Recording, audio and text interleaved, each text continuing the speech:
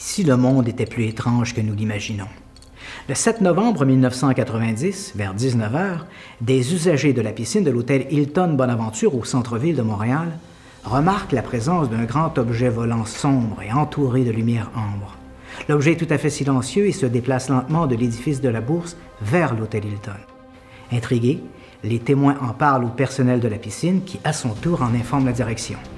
Bientôt, toute la terrasse grouille d'une agitation particulière.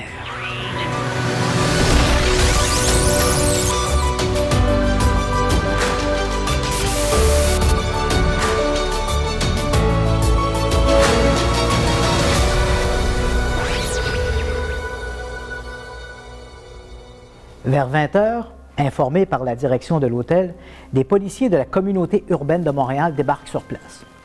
Comme tous les témoins, ils ne peuvent que confirmer la présence de l'objet.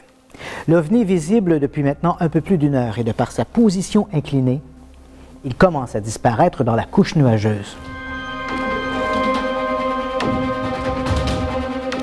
La première réaction des policiers est de contacter les aéroports de Dorval et de Mirabel. Mais les contrôleurs aériens leur assurent n'avoir rien d'insolite sur leurs écrans radars. Même son de cloche du côté de la base militaire de Saint-Hubert. Les policiers se tournent ensuite vers l'édifice voisin en construction, un chantier dominé par une grue munie de puissants projecteurs.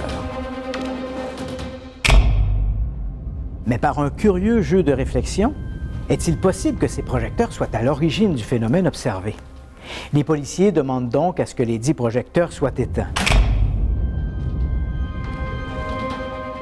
Mais cela ne change rien à l'OVNI. De plus en plus perplexes, les policiers contactent la Gendarmerie royale du Canada. Le ciel étant de juridiction fédérale, leurs collègues de la GRC sauront sans doute quoi faire en pareil cas. Pendant ce temps, un employé de l'hôtel contacte le quotidien La Presse et informe le chef de pupitre de la situation. Sans trop y croire, le journaliste Marcel Laroche, qui termine son quart de travail, accepte d'y faire un saut. Lorsqu'il arrive sur place, le phénomène est toujours bien visible, quoique en partie dissimulé dans les nuages. Marcel Laroche prend plusieurs photographies de l'OVNI en faisant varier ses temps d'exposition.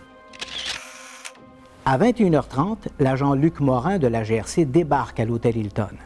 À l'instar de ses collègues de la CUM, il ne peut que corroborer le phénomène, même si à ce moment-là, les lumières ne sont plus que de faibles halos à l'intérieur des nuages.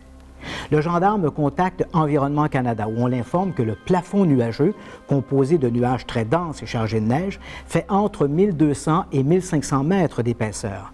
Ce plafond, ajoute son correspondant, est passé au cours de la soirée de 1580 à 1100 mètres. On informe également qu'il n'y a aucun aurore boréale pour la soirée. Ces facteurs excluent la possibilité que l'OVNI soit une aurore boréale. L'agent Morin collige également les témoignages et dresse un procès-verbal destiné à être envoyé au Centre national de la recherche à Ottawa, comme le veut la procédure. Enfin, vers 23 h, les policiers et les curieux commencent à se disperser. Le phénomène n'est plus visible dans les nuages. Dans les jours qui suivent, l'OVNI de la place Bonaventure est sur toutes les lèvres. Les journaux lui consacrent plusieurs articles et les tribunes radiophoniques en font leur sujet de l'heure. C'est alors qu'entre en scène un homme d'affaires montréalais, Bernard Guénette, lui-même témoin du phénomène. Bernard Guénette, qui s'intéresse personnellement à la question des ovnis, entreprend de rassembler un maximum d'informations sur l'incident. Ces documents, parmi lesquels se trouvent les photographies originales de Marcel Laroche, sont ensuite envoyés pour analyse à Richard Hines, en Californie. Richard Hines est un spécialiste de l'optique et un consultant pour le laboratoire Amos de la NASA. Il a notamment travaillé au développement de systèmes d'arrimage pour les programmes des vols habités Gemini et Apollo. Richard Hines est aussi bien connu des amateurs d'OVNI. Il a écrit plusieurs livres sur le sujet, faisant des rencontres entre OVNI et pilotes, son sujet de prédilection. Pendant des semaines, le scientifique va revoir l'ensemble des données relatives à l'observation de l'OVNI de la place Bonaventure. Il va même soumettre l'une des photographies de Marcel Laroche aux mêmes analyses auxquelles sont soumis les clichés transmis par les sondes planétaires de la NASA.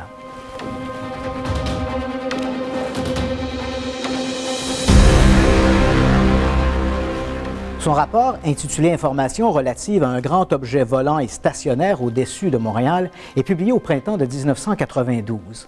Richard Hines y reprend la chronologie des événements, expliquant comment l'objet est passé d'une couronne lumineuse à 2 lumières blafardes, et ça au fur et à mesure que descendait sur Montréal un important plafond nuageux.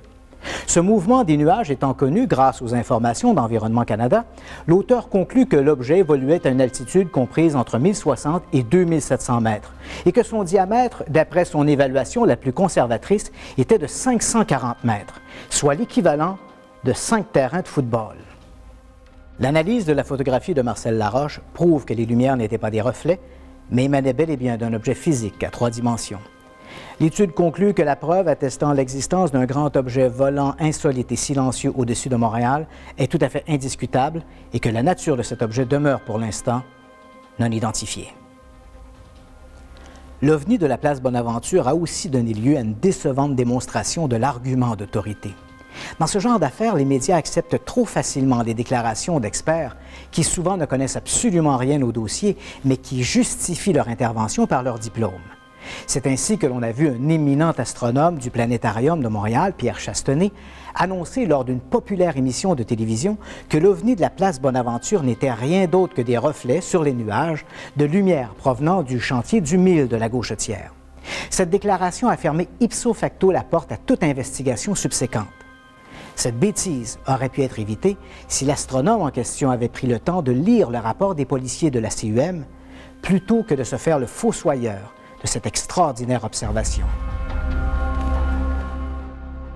Par le nombre et la qualité des témoins, mais aussi par le rapport de Richard Hines, l'observation de la place Bonaventure jouit d'une position tout à fait particulière dans l'histoire des ovnis au Canada.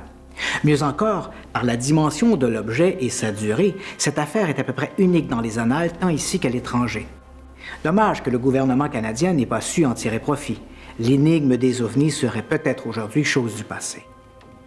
Mais au-delà des croyances, seule la vérité est importante.